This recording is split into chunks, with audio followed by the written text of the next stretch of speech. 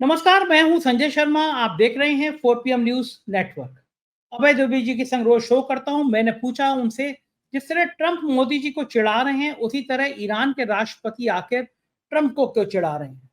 कह दिया कि हमें कोई निगरानी विगरानी नहीं करानी अपने परमाणु संयंत्रों की, हम बनाएंगे और कस के बनाएंगे। और ये भी कहा कि अगर अमेरिका ने दोबारा कोशिश करी दखल देने की, तो हम उनके बेस पर भी हमला करेंगे। अब बताइए, अमेरिका जो अपने आप को बहुत चौधरी बन रहा था, ईरान ने उसकी हवा निकाल दी। पस्त पड़ गया अमेरिका। सोच रहा होगा किस घड़ी में पंगा लिया था। मैंने अभय दुबे जी से पूछा कि इस राजनीति का कारण क्या है, और मैंने पूछा कि उत्तर प्रदेश में जिस तरह जातीय वैमनस्यता बढ़ रही है, कुछ यादव जो कथा करने गए, उनके चोटी काट दी गई, बाल काट दिए गए, उनका सिर मुड़वा के उनको मूत्र पिलाया गया, ऐसी FIR है। दूसरी तरफ कहा गया कि वो लोग गलत आईडी से कथा करने गए। लेकिन जो जातियों के बीच टकराव बढ़ रहा है, पहले रामजी लाल सुमन के खिलाफ करड़ी सेना इकट्ठी हुई, इसका अंजाम क्या हो गया। क्या भारतीय जनता पार्टी ने तय कर लिया है कि 2027 और 29 में सत्ता में नहीं आना है, थाली समेट के दे देनी है, थाली परोस के दे देनी है अखिलेश यादव को और कांग्रेस को। इन सब का मतलब क्या है, ये मैंने अभय दुबे जी से जानना चाहा और पूछा कि वो 4 आतंकी कहाँ चले गए, उनका जिक्र क्यों नहीं होता जिन्होंने पहलगांव में हमारे मासूमों की हत्या की। रोचक बातचीत है, आपको अच्छा लगेगा। पूरी बातचीत सुनिएगा। पहले चैनल को सब्सक्राइब और ज्वाइन करिएगा। चलते हैं अभय दुबे जी के 4 PM न्यूज नेटवर्क में। स्वागत है अभय दुबे जी आपका।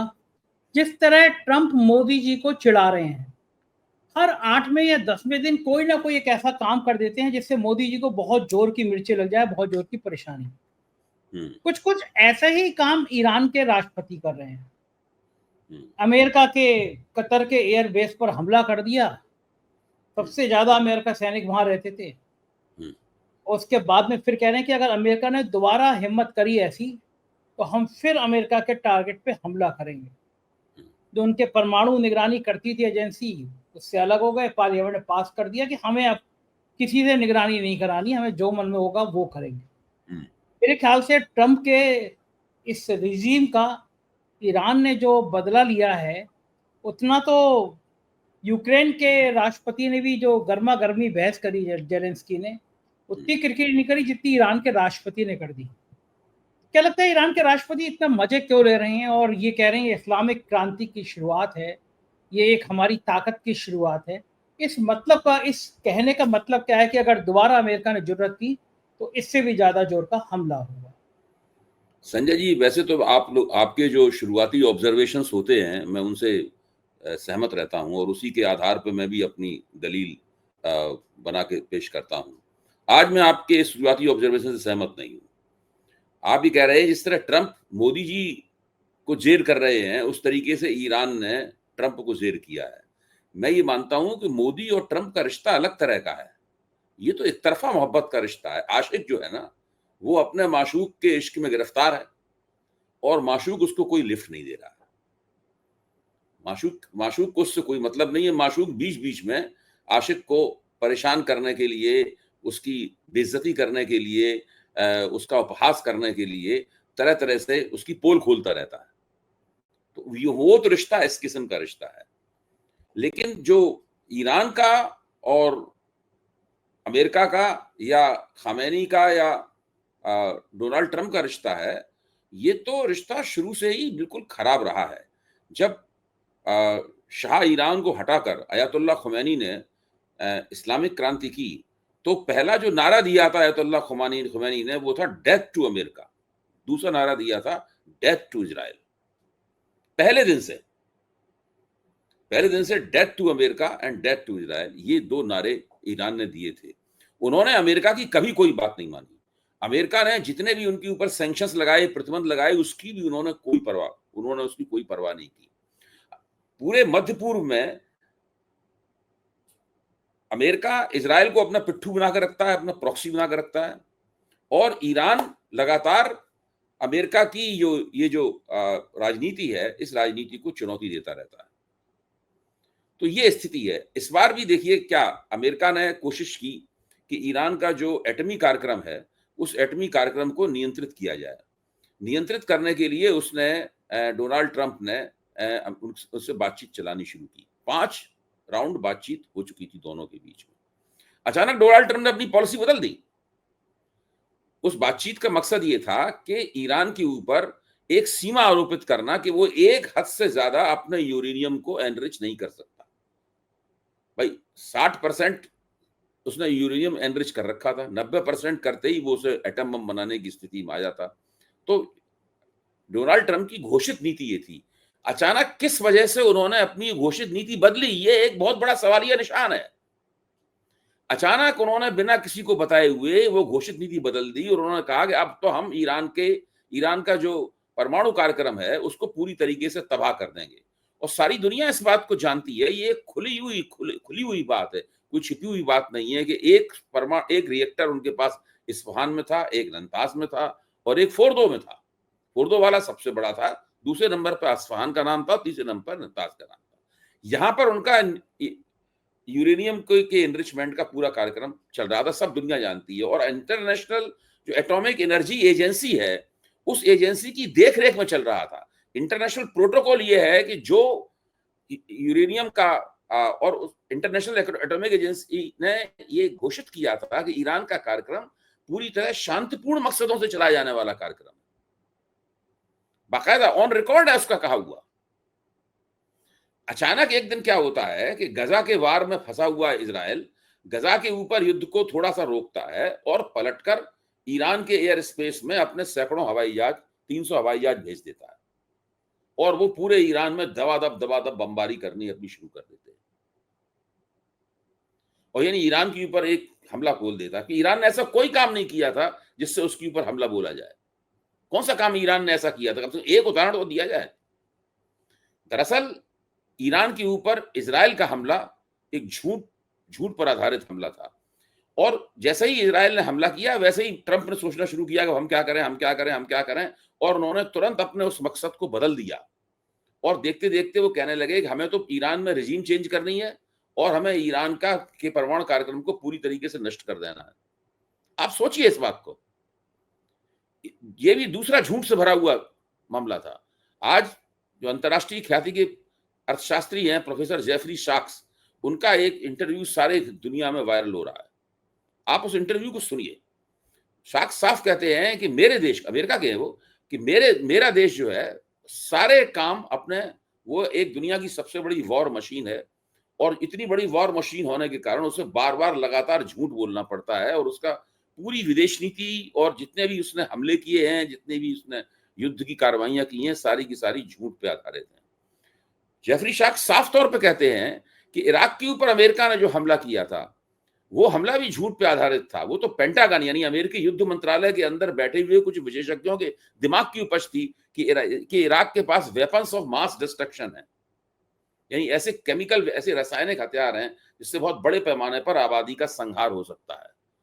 इराक पर हमला किया गया, पूरे इराक को बमों से उन्होंने तार तार कर दिया, इराक की आबादी का संहार किया, सद्दाम हुसैन इराक के नेता को गिरफ्तार किया और उनको फांसी भी चढ़ा दिया। और बाद में नतीजा क्या निकला, बाद में वो बोले कि वहां पर कोई वेपन्स ऑफ मास डिस्ट्रक्शन जो है वो नहीं था।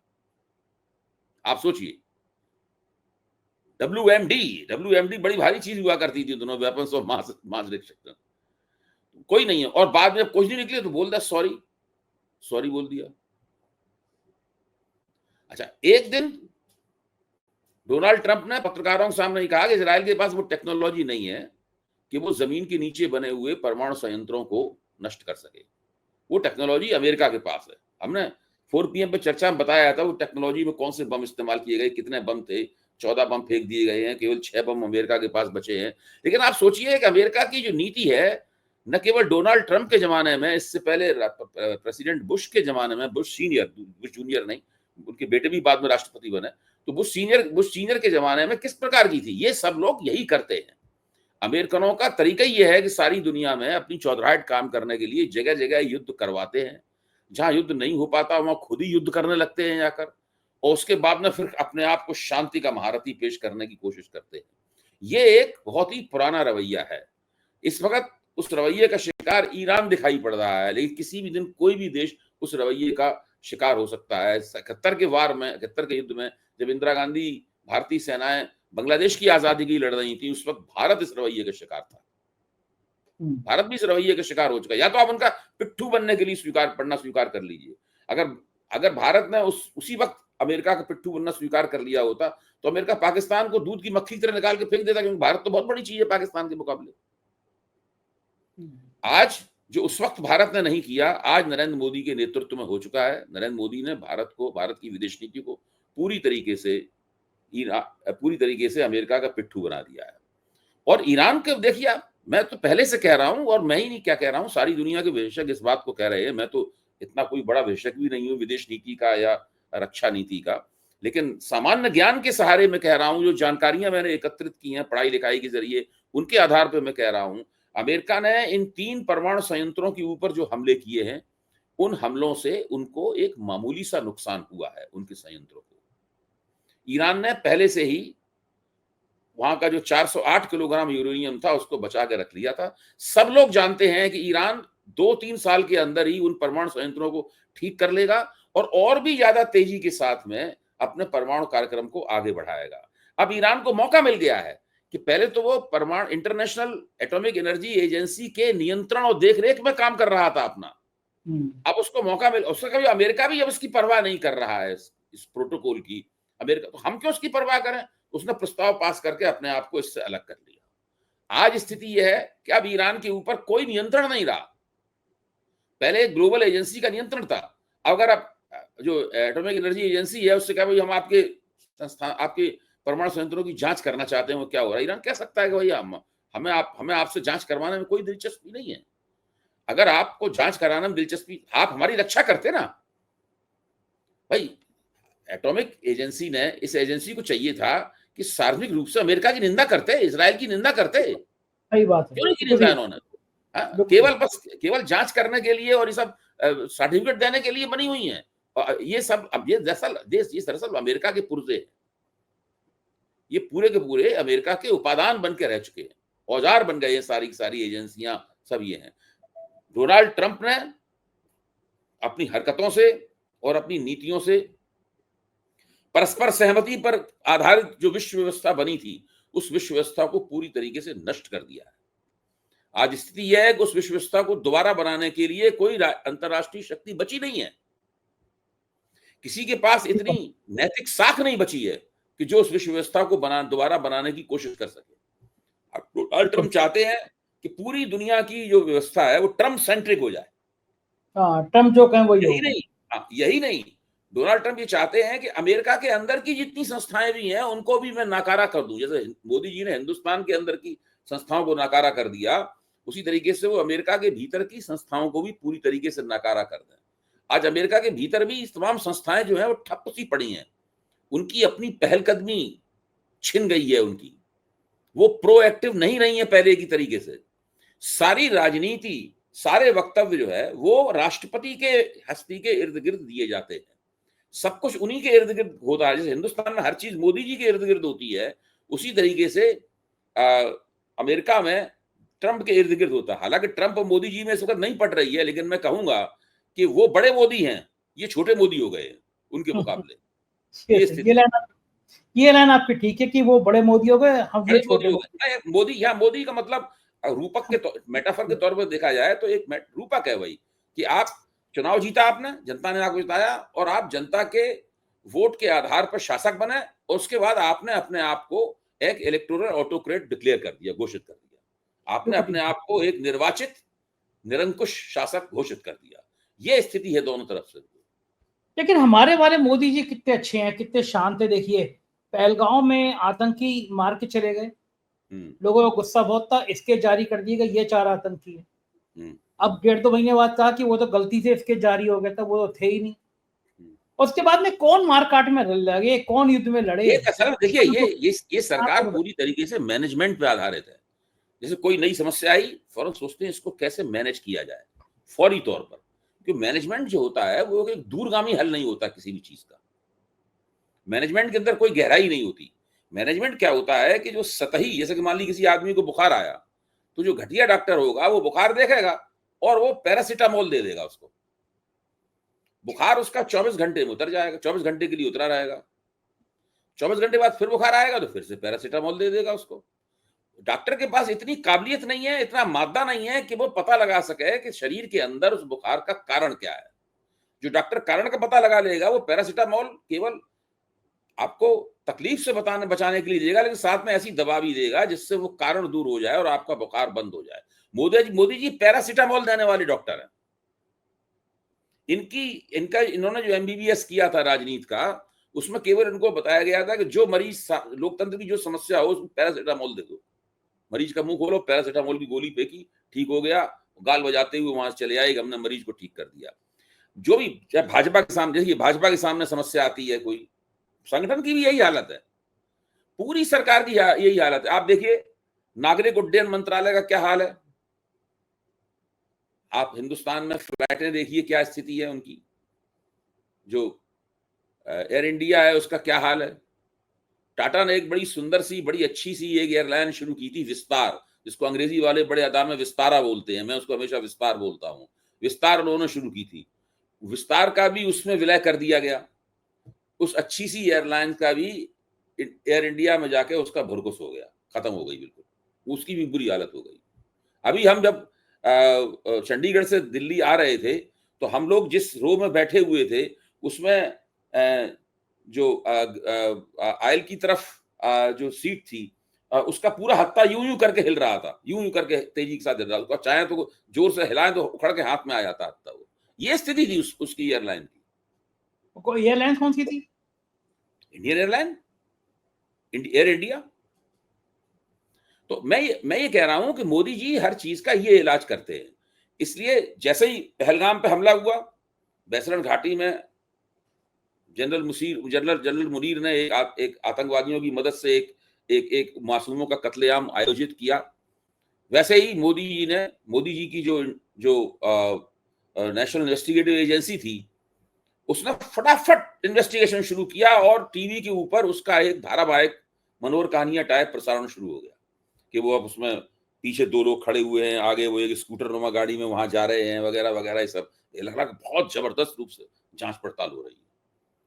फिर 4 स्केच जारी किए गए, यहां तक कि न केवल 4 स्केच जारी किए गए, उनका पूरा बताया गया कि ये आदमी कहां तैनात था, इसने कौन कौन सी आतंकवादी हरकतें की, ये सब भी बताया गया। बड़ा सनसनीखेज मामला तैयार किया गया, आप सोचिए। और फिर ये बताया गया कि हमने तो उनके हैंडलर्स का भी पता लगा लिया है जो पाक ऑक्युपाइड कश्मीर में बैठे हुए थे। तो लगा कि अब जल्दी से पकड़ लिए जाएंगे। अब क्या निकल के आ रहा है कि वो तो दरअसल वो 4 स्केच ही झूठे थे। अच्छा, अदा इनकी ये है कि अब सरकार बिल्कुल, ये भी मैनेजमेंट का एक तरीका है, चुप हो जाओ, कोई जवाब ही मत दो, बोलो ही मत, बकते रहिए आप। जो आपका गोदी मीडिया है वो सवाल उठाएगा नहीं, जो सवाल उठाएंगे वो सवाल उठा थक जाएंगे, खबर पुरानी हो जाएगी। बिल्कुल ठीक कह रहे हैं आप। बिल्कुल तो ये सब प्रबंधन के ओछे हथकंडे हैं, जिसको आप आज से एक नया हम लोगों ने, ये पैरासिटामोल, ये प्रबंधन जो है इनका पैरासिटामोल टाइप प्रबंधन है। ये बढ़िया। और क्या यही हो रहा है ना, कांग्रेस कह के थक गई कि हमें महाराष्ट्र की डिजिटल फुटप्रिंट दीजिए, वीडियो दीजिए, डिजिटल लिस्ट दीजिए, फिर मांग की है कल। लेकिन चुनाव आयोग मतलब ही नहीं, उसको लग ही नहीं रहा कांग्रेस नाम की कोई चीज है, नहीं देंगे महाराष्ट्र के। कुछ नहीं, वो तब देंगे जब उधर से पीएमओ की तरफ से इशारा मिल जाएगा, हाँ दे दो, क्या क्या दे दो वो भी बता देगा वो। देखिए हर चीज पीएमओ की तरफ से चलाई जा रही है, जितनी भी बीजेपी की राज्य सरकारें हैं वो पीएमओ चला रहा है। कभी आप विदेश मंत्रालय जाएं तो वहां पे आप एक सीन देखेंगे कि उसमें विभिन्न देशों की डेस्क होती है, ये अफ्रीका डेस्क है, ये लैटिन अमेरिका डेस्क है, ये यूरोपियन डेस्क होती है सबकी। वहां पर उनके विशेषज्ञ विदेश सेवा के अधिकारी बैठते हैं और वो उसका सब कामकाज देखते हैं। तो यहाँ पे मुझे ऐसा लगता है, मेरा अंदाज है, ये मैं कभी पीएमओ गया नहीं हूं, मेरा अंदाज है कि पीएमओ में विभिन्न प्रांतों की डेस्क है, वहां से उनका सब चलाया जाता है। मुझे लगता है केवल शुरू में तो जब उत्तर प्रदेश में योगी आदित्यनाथ को मुख्यमंत्री बनाया गया था तो वो भी वहीं से नियंत्रित होते थे पूरी तरीके से, लेकिन धीरे धीरे करके 4-1 साल बाद उन्होंने वहां से नियंत्रित होना मोटे तौर पर बंद कर दिया है। उनके अपवाद को छोड़कर बाकी भारतीय जनता पार्टी की कोई भी राज्य सरकार नहीं है जो कि पीएमओ द्वारा नियंत्रित और संचालित न होती हो। जो मुख्यमंत्री हैं वो केवल नाम मात्र के हैं, उनके पास न कोई अधिकार है और न उनके पास अधिकार प्राप्त करने की इच्छा है, न सोचने की शक्ति है, न कोई योजना है, न कोई योग्यता है। ये स्थिति है। अच्छा, वैसे किसी ने सोचा नहीं था कि योगी आदित्यनाथ ऐसे नाक में नकेल डाल सकते हैं, फंस ही गए, ये दिल्ली वाला दरबार है ना, हाँ, कि अमित शाह ने बड़े उसमें बम हुआ के ये कि बनाए। इन लोगों ने भी बहुत सावधानी नहीं बरती। ये लोग फिर उनका कस्ते ही चले गए, फिर वहां से एक बंदा भेज दिया कि इसको आप गृह मंत्री बना दीजिए वगैरह, इस प्रकार की इन्होंने भी कुछ नाजायज किस्म की मांगे उनके ऊपर थोपनी शुरू कर दी। तो वो चिढ़ गए, और वो कोई भारतीय जनता पार्टी के कार्यकर्ता तो कभी रहे नहीं है, वो राष्ट्रीय स्वयंसेवक संघ के स्वयंसेवक भी नहीं रहे हैं। मुसलमानों को गाली देना ही उनकी एकमात्र राजनीति है। राजनीतिक पॉलिटिकल सोफिस्टिकेशन होता है, वो भी योगी जी के पास है नहीं। मतलब भारतीय जनता पार्टी बड़ी सोच समझ के चलती है कि भाई दलितों का नुकसान, दलित वोट न चले जाएं, ओबीसी वोट न चले जाएं, ब्राह्मण नाराज ना हो जाए। वो तो लगातार एक समझो एक तरह का गठजोड़, सोशल अलायंस बनाने की प्रक्रिया में भाजपा रहती है। भाजपा इस मामले में बहुत संवेदनशील पार्टी है। वो कभी भी इस मामले में चूकती नहीं, गलती होती है तो उसको सुधारती है, कोर्स करेक्शन करती है। आप योगी जी की राजनीति में ये सब कुछ नहीं देखेंगे। उनके पास एक हथौड़ा है, मतलब एक हाथ में फरसा है हिंदुत्व का, दूसरे हाथ में हिंदुत्व का हथौड़ा है, और वो दबादब उसको चलाते रहते हैं। उन्हें इससे कोई मतलब नहीं है कहाँ क्या हो रहा है, क्या नहीं हो रहा है। आजकल तो उनका मुझे लगता है कि सीधा सीधा मामला है कि हमको जो करना है वो हम करेंगे। अगर आपको उत्तर प्रदेश का चुनाव जीतना है तो आप दलित वोटों का बंदोबस्त कीजिए। अगर आपको उत्तर प्रदेश का चुनाव जीतना है तो आप ओबीसी वोटों का बंदोबस्त कीजिए। हम इस सामाजिक सामाजिक न्याय के चक्कर में नहीं पड़ेंगे। सामाजिक न्याय की तो ऐसी तैसी इस तरह हो रही है अभय जी की डर लगने लगा है उत्तर प्रदेश में। जैसे रामजी लाल सुमन के बयान के आधार पर सब क्षत्रिय समुदाय की करड़ी सेना हाथों में बंदूक तलवारें लेकर निकल आई कि भैया अब निपटाना है। और वो जो रामजी लाल सुमन के लिए जाति सूचक शब्द, दलितों के लिए जाति सूचक शब्द, हाथ में हथियार, रामजी लाल सुमन की गाड़ी पर टायर फेंक दिया, कोई कह रहा अखिलेश यादव की जवान काट लेंगे। और उसके बाद में इटावा आपका जन्म स्थान, वहां पे यादव लोग कथा करने गए और उनकी चोटी सिर मोड़ दिया। बताया जाता है मूत्र पिलाया गया। अखिलेश यादव ने उनको बुलाया, यादवों को पूछा कि भैया चिड़ ये है कि सबसे ज्यादा कृष्ण भगवान पूजे जाते हैं, क्या इसलिए चिड़ है? लेकिन उसके बहाने से ये यादव और ब्राह्मण समुदाय के बीच संघर्ष शुरू हो गया। मूल में बताया जा रहा है कि अखिलेश यादव ने हरिशंकर तिवारी के बेटे, जो योगी आदित्यनाथ के सबसे बड़े दुश्मन माने जाते थे गोरखपुर में, वहां क्षत्रिय बनाम ब्राह्मण की लड़ाई वहां से शुरू हुई। पिछले दिनों में अखिलेश यादव ने उनके बेटों को बुला के पार्टी प्रेस कॉन्फ्रेंस करी, कहा कि किस तरह ब्राह्मणों का उत्पीड़न कर रही है योगी सरकार। तो ये इस घटना को, इटावा वाली घटना को यादव बनाम ब्राह्मण करके और बहुत बढ़ाया चढ़ाया जा रहा है, जिससे ब्राह्मण गलती से भी समाजवादी पार्टी की तरफ ना चले जाएं। लेकिन इस तरह से प्रदेश में जो जातीय वैनम बढ़ रहा है, जातीय गुट बढ़ रहे हैं, ये बहुत खतरनाक नहीं लगता क्या अभय जी आपको? भाई आप वो घटना क्या भूल गए हैं जब अखिलेश यादव एक मंदिर में गए थे? आपको ध्यान आया? उसके याद बाद में आया। उस मंदिर को धोया नहीं गया था। बिल्कुल जब नहीं योगी होगा। आदित्यनाथ मुख्यमंत्री पद पे बैठे थे तो जिस घर में अखिलेश यादव रहते थे, क्या उस सबको धो धुला के पवित्र किया गया था? नहीं किया गया था। गंगा जल से धोया गया था 5 KD। ये समस्या तो पुरानी है। ये समस्या तो पुरानी है। देखिए, उत्तर प्रदेश में लोकसभा के चुनाव में जो हार हुई है, पहले विधानसभा के चुनाव में भी अखिलेश यादव ने एक पिछड़े वर्ग की एक एकता निकाली। पिछड़े वर्ग में मैं दलितों को भी शामिल कर रहा हूं। पिछड़े वर्ग का मतलब केवल ओबीसी नहीं होता। संविधान की निगाह में बैकवर्ड क्लासेस का मतलब है ओबीसी प्लस दलित। निकाली उन्होंने। फिर अखिलेश जी की समझ में आ गया कि हम, इसीलिए उन्होंने बाद में उसके बाद पीडीए, देखो पीडीए का नारा उन्होंने ईजाद किया। विधानसभा चुनाव में पीडीए की बात नहीं निकल के आई थी। विधानसभा चुनाव में पीडीए शब्द का इस्तेमाल नहीं करते थे। विधानसभा चुनाव के बाद उन्होंने पीडीए की थीसिस निकाली, क्योंकि उनकी ये समझ में आ गया है कि वो दलितों, पिछड़ों और मुसलमानों की एक ऐसी एकता निकाल सकते हैं, और उसमें जहां कहीं कहीं उम्मीदवार के जरिए या किसी और वजह से कुछ ऊंची जातियों के प्रगतिशील और जो गैर सांप्रदायिक हिस्से हैं, उनके वोट भी उनमें छीट छौंक की तरह मिल जाएंगे उसमें। लेकिन इनकी अगर हम बड़े पैमाने पर एकता निकाल लेंगे तो वो भारतीय जनता पार्टी को हराने के लिए पर्याप्त है, और वो उन्होंने लोकसभा चुनाव में करके दिखाया। योगी आदित्यनाथ की जो राजनीति है और भाजपा आलाकमान द्वारा उस राजनीति को नियंत्रित करने में जो नाकामी है, उस नाकामी के चलते अखिलेश जी को बहुत सुविधा हो रही है, मेरा मानना है। अखिलेश जी का ऐसा सितारा उत्तर प्रदेश में बुलंद है, उनकी अपनी कोशिशों के कारण बुलंद तो है ही, साथ में इस राजनीति के कारण भी बुलंद है। मेरी ये समझ में नहीं आ रहा है कि राष्ट्रीय स्वयंसेवक संघ इस पूरी परिस्थिति को किस रूप में देख रहा है। मतलब कैसे राष्ट्रीय स्वयंसेवक संघ इस समस्या से कैसे निपटेगा? ये एक बहुत बड़ा प्रश्न है। हाँ, और मुझे को लग रहा है कि 2027 तो जाता हुआ नजर आएगा कि अगर इस तरह जातीय वैमनस्यता बढ़ती रही 29 में भी खतरा बढ़ जाएगा। जो अभी हुआ है लोकसभा चुनाव 2024 में कि जहां पिछड़े और दलितों ने नाराजगी जाहिर करी बीजेपी से, अगर इसी तरह जातियों के गुट में बटेंगे पिछड़ी दलित इस तरह नाराज किए जाएंगे, तो क्या लगता है कि 2029 में मोदी जी के लिए, अगर मोदी जी तब तक रहे प्रधानमंत्री, तब अगले प्रधानमंत्री के उम्मीदवार रहे तब तक, कोई ज्यादा बड़ी परेशानी नहीं हो जाएगी? देखिए, जब सामाजिक न्याय की राजनीति अपने चरम पर थी, यानी जब ऊंची जातियां आरक्षण के खिलाफ आंदोलन कर रही थी, आरक्षण विरोधी आंदोलन चल रहा था, उस वक्त भी इस तरह की घटनाएं नहीं होती थी कि अगर कोई दलित कहीं पुरोहित का काम कर रहा है तो उसकी पिटाई कर दी जाए, या कोई अगर यादव या लोधी या कोई और पिछड़े जात का आदमी राम कथा सुना रहा है, कथावाचक है, तो उसका सिर मोड़ दिया जाए। इस प्रकार की घटनाएं नहीं होती थी। ये जो घटनाएं हो रही हैं, ये घटनाएं तो भारतीय जनता पार्टी और राष्ट्रीय स्वयंसेवक संघ मिलकर जो एक हिंदू एकता उत्तर प्रदेश में बनाई थी, उस हिंदू एकता को बहुत नुकसान हो रहा है इससे। दूसरी बात यह है कि आप जरा सोचिए इस बात के ऊपर कि इससे किस प्रकार की राजनीति भारतीय जनता पार्टी प्रोत्साहित करना चाहती है। तो आखिरकार वो कौन सी राजनीति है? सही बात क्योंकि है। ये तो एक सारे देश में जो कमजोर जातियां हैं उनके बीच में एक बहुत बड़ा आंदोलन है कि भाई उनको पौरोहित्य के अवसर प्रदान किए जाएं। पुरोहित बनने के लिए किसी जाति में जन्म लेना आवश्यक नहीं है।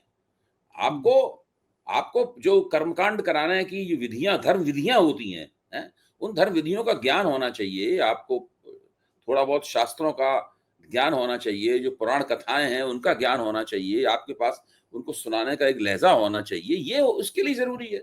इसके लिए कोई ये आवश्यक थोड़ी ना है कि आप दीक्षित, शुक्ला, दुबे, मिश्रा ही हो मत उसमें। ये कोई आवश्यक थोड़ी ना है। और ये बहुत पुराना आंदोलन है। अभी का आंदोलन क्या है? आजादी के जमाने से चल रहा है ये। बिल्कुल सही बात है। और ये इस पे निगाह बीजेपी को भी रखनी चाहिए और हम भी रखते रहेंगे। बहुत बहुत शुक्रिया अभय जी, आपने बातचीत की। Thank you. तो ये तो अभय जी, पूरी बातचीत आपने सुनी। मुझको यकीन है बातचीत आपको पसंद आई होगी। आपका प्यार भरा कमेंट मुझे मिलता है तो मुझे अच्छा लगता है। जरूर कीजिएगा। शुक्रिया। Thank you.